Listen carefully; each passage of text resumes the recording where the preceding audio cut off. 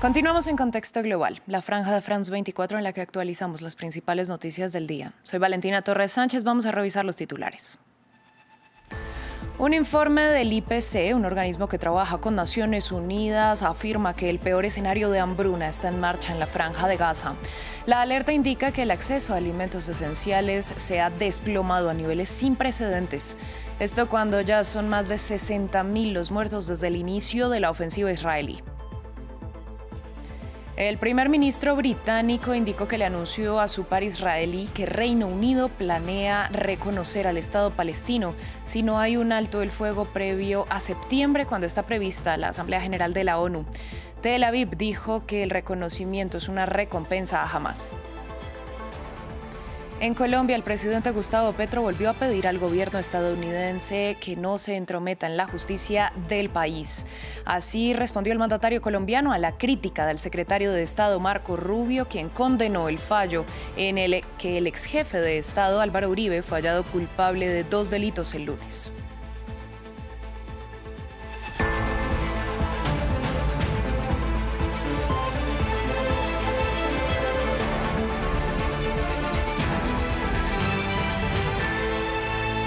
Comenzamos con un informe del IPC, un organismo asociado a Naciones Unidas que determinó en su más reciente reporte que el peor escenario de hambruna está en marcha en Gaza.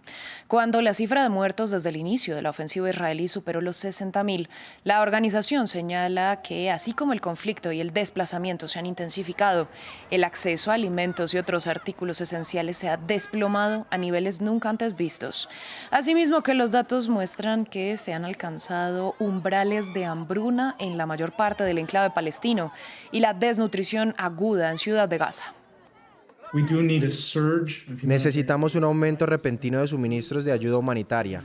No se trata solo de alimentos, por supuesto, dada la grave situación de desnutrición. Necesitamos medicamentos, suministros sanitarios, agua, productos nutricionales especializados y los necesitamos ya. Necesitamos una acción sostenida sobre el terreno. Esto no se limita a un día ni a una semana. Solicitamos la reapertura de las panaderías y los comedores comunitarios. Esto contribuirá en gran medida a aliviar el hacinamiento y a proporcionar ayuda básica y fiable a las familias de Gaza. Y para terminar, insisto en la necesidad de un alto al fuego para que podamos operar a gran escala.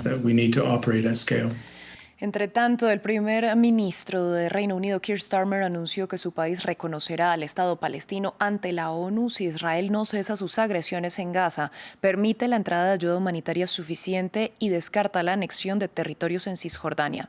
Starmer indicó que le comunicó su plan a Benjamin Netanyahu, cuyo gobierno dijo que el reconocimiento sería una recompensa a Hamás.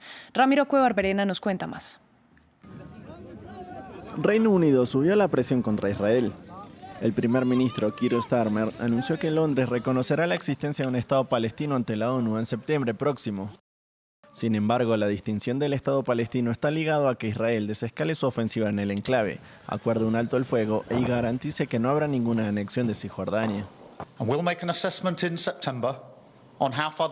En septiembre evaluaremos el grado de cumplimiento de estas medidas por las partes, pero nadie debería tener poder de veto sobre nuestra decisión. Así que este es el camino a seguir. Seguiremos trabajando con todos nuestros socios internacionales para poner fin al sufrimiento, que la ayuda llegue a Gaza en grandes cantidades y lograr un futuro más estable para Medio Oriente, porque sé que es lo que el pueblo británico anhela ver desesperadamente. La nueva postura del Reino Unido se suma a la de Francia, que hizo el mismo anuncio la semana pasada. En una entrevista con France 24, el ministro de Asuntos Exteriores francés celebró la medida y calificó la situación en Gaza como catastrófica. Je la salue. Effectivement, le Royaume-Uni se joint à l'élan.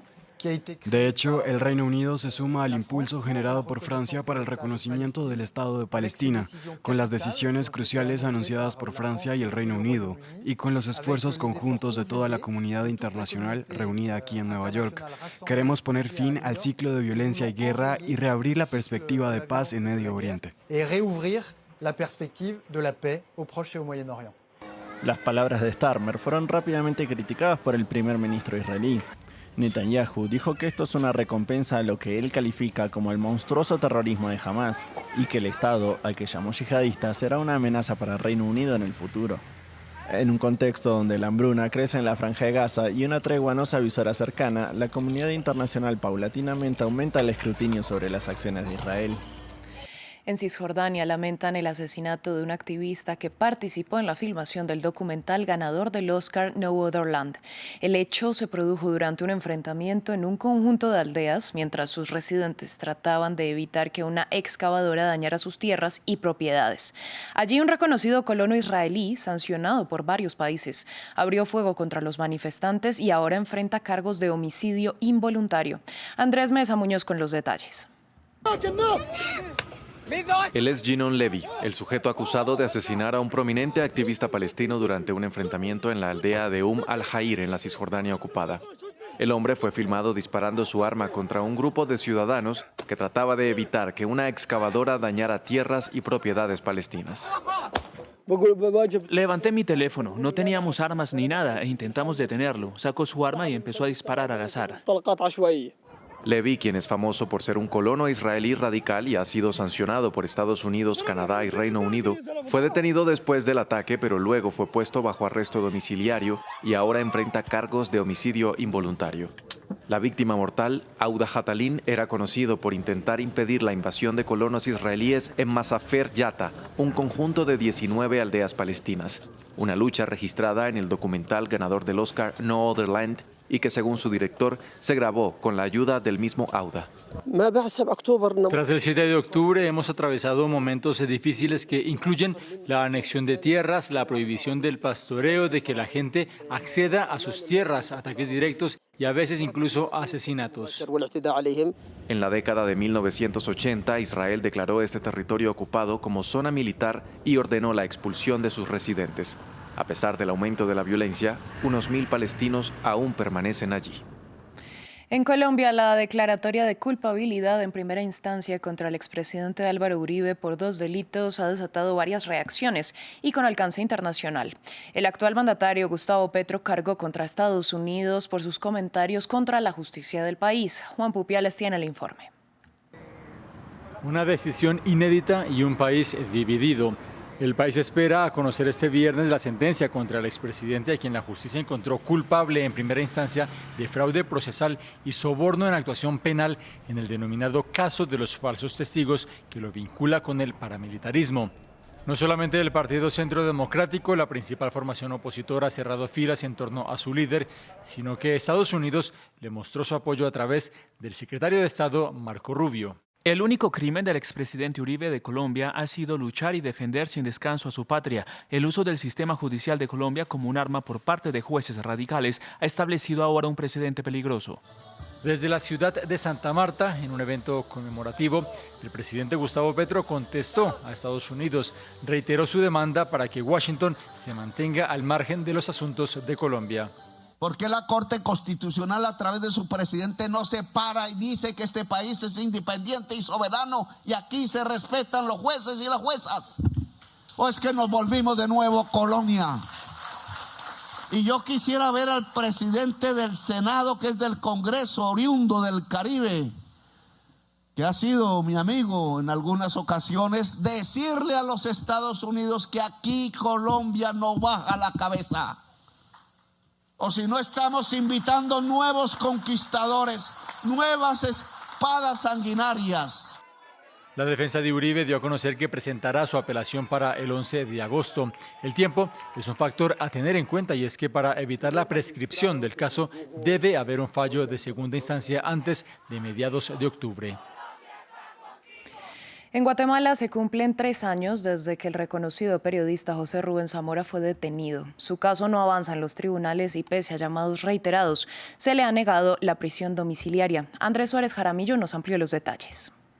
Encerrado en un calabozo de Ciudad de Guatemala, el periodista José Rubén Zamora, una figura clave de la libertad de expresión en América Latina, cumple este 29 de julio 3 años desde que fue detenido arbitrariamente, según lo constatan múltiples organismos internacionales como la ONU, Reporteros Sin Fronteras y Human Rights Watch. Zamora fue arrestado en 2022, apenas 5 días después de publicar en el periódico que él mismo fundó graves denuncias de corrupción que involucraron a altos funcionarios del gobierno de Alejandro Yamatei, del propio presidente Yamatei, con empresarios rusos y kazajos. Justamente en el tiempo que estuvo preso durante ese gobierno, Zamora dijo haber sufrido meses de torturas en su celda, situación que solo cambió con la llegada al poder de Bernardo Arévalo. Y aunque también logró unos pocos meses de arresto domiciliario, volvió a ser encarcelado y tendrá una nueva audiencia para definir su juicio el próximo septiembre. A la fecha, cerca de 1.100 días después, Zamora está acusado principalmente del delito de lavado de dinero, lo que para la comunidad internacional ha sido un proceso plagado de irregularidades y parte de un patrón sistemático de criminalización contra periodistas en Guatemala, como también un caso que expone y exhibe a un aparato de justicia dominado por actores señalados de favorecer a los corruptos y que están sancionados en más de 40 países del mundo.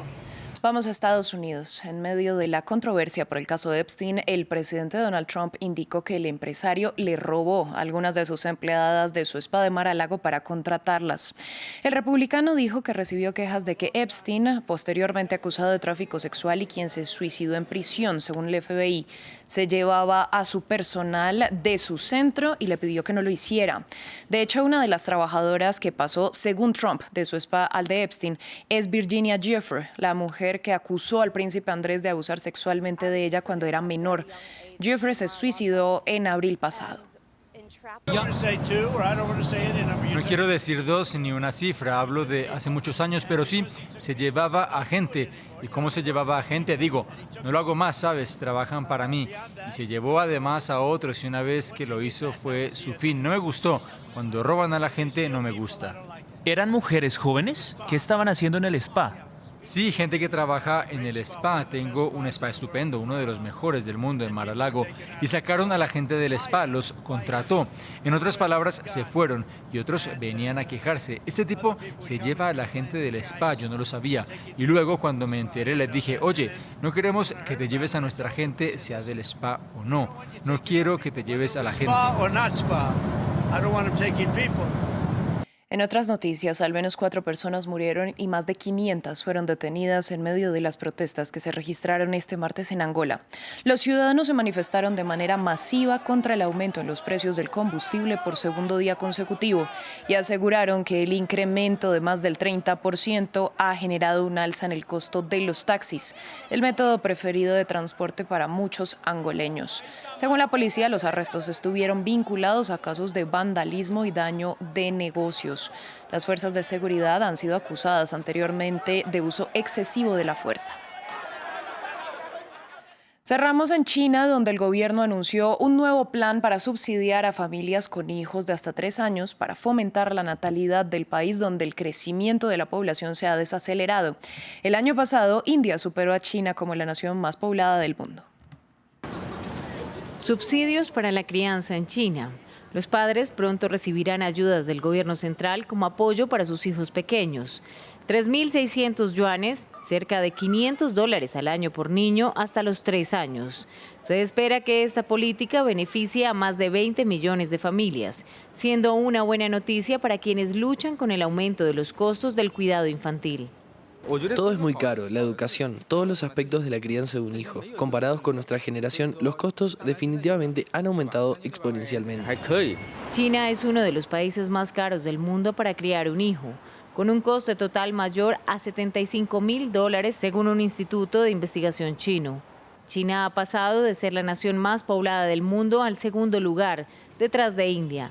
Su población ha disminuido durante 3 años consecutivos, con una reducción de casi 1,4 millones solo el año pasado. De 1980 a 2015, el gobierno limitó la mayoría de las familias a un solo hijo cada una. Esa política resultó de manera positiva en su momento, pero el año pasado China registró 9,54 millones de nacimientos, tan solo la mitad que en 2016. Se trata de un problema importante para un país que enfrenta importantes desafíos económicos. La débil demanda interna de consumo está obstaculizando el crecimiento, con más de 300 millones de ancianos chinos que se jubilarán en la próxima década, lo que aumentará la presión sobre el sistema de pensiones del país. Muchos gobiernos locales y provinciales ya han introducido subsidios destinados a impulsar la fertilidad. El más reciente es el primer Plan Nacional de la Historia. Así llegamos al final de esta emisión de Noticias en France 24. Los invitamos a continuar con toda nuestra programación.